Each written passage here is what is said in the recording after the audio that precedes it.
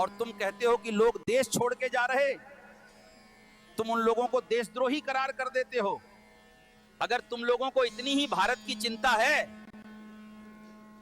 तो सरकार से क्यों नहीं पूछते कि वो टैक्स का क्या करते हैं? क्यों इतने साल हो गए फिर भी थोड़ी सी बारिश होते ही सड़कों पर बाढ़ आ जाती है, थोड़ी सी बारिश होते ही सड़कें टूटने लग जाती हैं। लेकिन नहीं, ये न्यूज चलाते हैं कि फला एक्टर फला एक्ट्रेस को डेट कर रहा है। प्रधानमंत्री बनने का सोचते तो भारत कैसा होता? हवा एकदम साफ होती, ऑस्ट्रेलिया के जैसी, कोई प्रदूषण नहीं होता। पुलिस वाले भाग भाग कर एफआईआर लिखते, चाहे सामने कोई नेता का बेटा ही क्यों ना हो। भारत का ट्रेड और एग्रीकल्चर फल फूल रहा होता, सबको समान न्याय मिलता और कोई क्राइम नहीं होता। छुआछूत को मिटा दिया जाता, जाति को काम के आधार पर किया जाता, ना कि जन्म के आधार पर।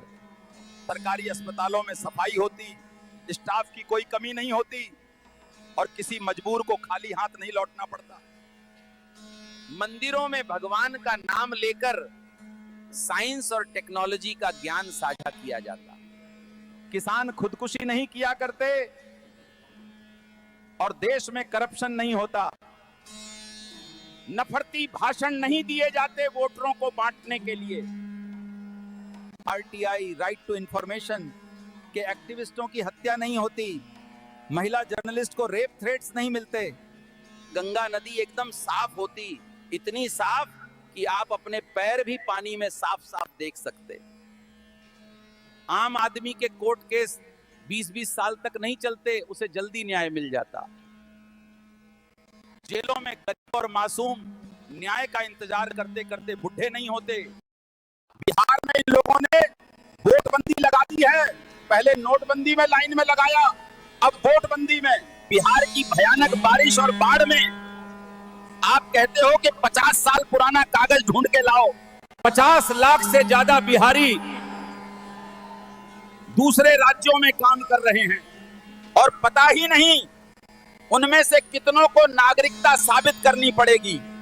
वो कैसे लौट के आएंगे? ये कह रहे हैं कि ऑनलाइन फॉर्म भर दो।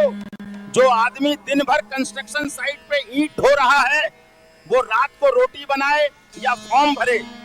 जिस आदमी को प्ले स्टोर से ऐप डाउनलोड करना नहीं आता उसे आप बोल रहे हैं कि ऑनलाइन फॉर्म भर दो। एक पढ़े लिखे इंसान को भी ऑनलाइन फॉर्म भरने में पसीना छूट जाता है और आप कहते हो कि फॉर्म नहीं भरोगे तो वोटर लिस्ट से नाम काट दोगे। इसमें कोई दिक्कत नहीं कि जो नागरिक नहीं है उन्हें वोट मत देने दो, लेकिन दिक्कत इसमें है कि जो नागरिक हैं वो वोट देने से वंचित ना रह जाए। आप कहते हो कि एक एक वोट कीमती होता है, वोट देने जाओ, लेकिन इस बार पता ही नहीं कितने ही वोट नहीं डल पाएंगे आपकी इस जल्दीबाजी की वजह से। केवल 20% लोगों के पास जाति प्रमाण पत्र हैं और केवल 3% लोगों के पास जन्म प्रमाण पत्र या पासपोर्ट है। वो इतने कम समय में इन्हें कहां से बनवाए? आधार कार्ड बिहार में 90% लोगों के पास है, लेकिन नहीं, उससे आप वोट नहीं डाल सकते क्योंकि उससे नागरिकता साबित नहीं होती। तो फिर आप आधार कार्ड से सिम क्यों देते हो? बैंक अकाउंट क्यों खोलने देते हो? अरे आधार से आदमी एयरपोर्ट की सिक्योरिटी क्लियर कर लेता है, लेकिन अब वो आधार कार्ड मान्य ही नहीं है। इस चुनाव में दिल्ली वाले आधार कार्ड से वोट दे सकते हैं तो बिहार वालों से आधार क्यों नहीं मांग रहे? ये बोलते हैं